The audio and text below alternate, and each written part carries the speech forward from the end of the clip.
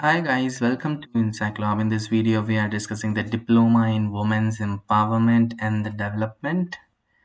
And this course mode is open distance learning. School is the School of Gender and Development Studies. Duration is 1 year.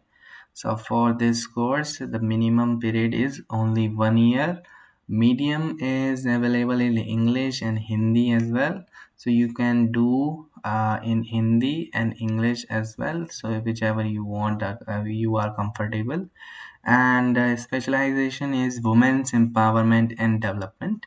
Description is also given here. So what this course says about the and after completing the course, what will you learn from this course? So eligibility is only 12th plus. So if you are a 12th plus, you can do this course. If you are not 10 plus 2, so with 3-year working experience, development worker at any level.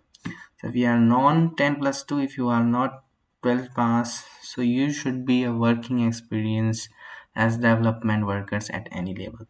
Fee structure is only 3600 rupees and 300 rupees for registration. And the course details are also given here. Here are the courses 1, 2, 3. Total are 7 courses are given here, and 32 credits are also given here.